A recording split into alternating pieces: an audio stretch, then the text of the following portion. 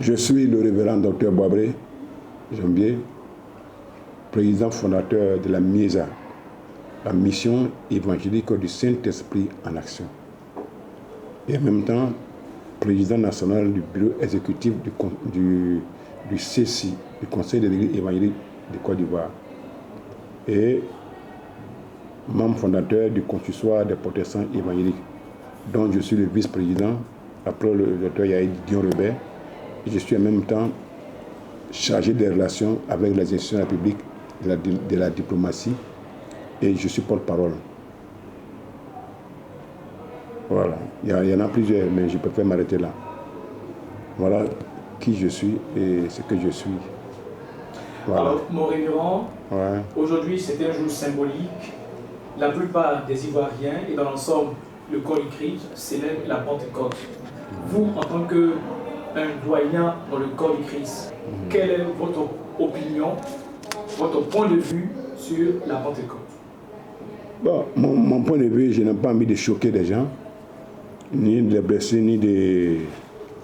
Vraiment, quoi, amener certaines personnes à douter de leur foi. J'aimerais dire que la Pentecôte, c'est une fête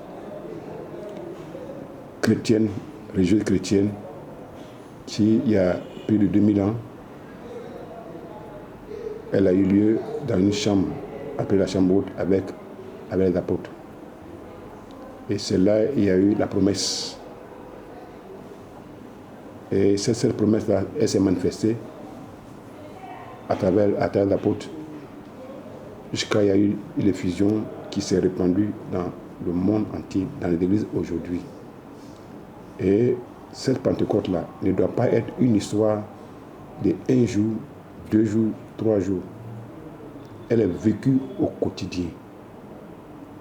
Elle est vécue dans notre attitude, dans notre vie de tous les jours, notre vie chrétienne de tous les jours.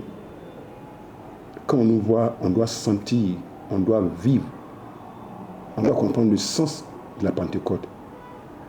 Mais pourquoi ils sont en joie comme ça? Qu'est-ce qui les caractérise comme ça? Pourquoi ils sont en joie? Qu'est-ce qu'il y a? Ils ont mangé quoi? On leur a donné quoi? Il y a une paix intérieure, une joie intérieure, une vie chrétienne qui parle sans que le chrétien même n'ait dit quelque chose. Quand on te voit, on sent qu'effectivement, ta Pentecôte a été vraiment totale et véritable. Donc j'aimerais dire à tous les chrétiens du monde, d'ici ou d'ailleurs, que la Pentecôte est sa vie.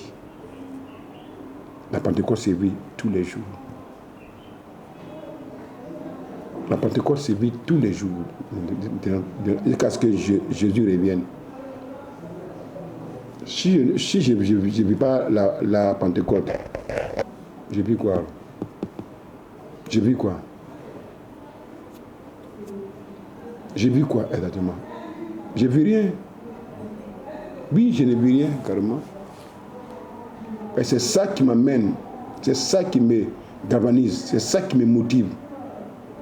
C'est ça qui m'édifie, ça qui me galvanise, qui me motive à dire que je suis chrétien, je suis petit Christ, je suis enfant de Dieu.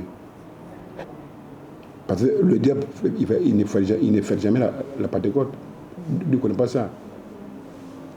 Il y a la manifestation du Saint-Esprit dans la vie du chrétien, dans son comportement, son attitude, et sa façon de servir Dieu, d'adorer Dieu et de louer Dieu. Pourquoi les gens du monde, eux, comment est-ce qu'eux ils voient, comment ils célèbrent? Vous voyez, non, ils savent que ça existait et que c'est réel. Donc eux, bon, ils s'en vont dans les boîtes de nuit, dans les maquis, dans les restaurants, ils s'en vont se taper des bières, des vins, des divins, tout ça là.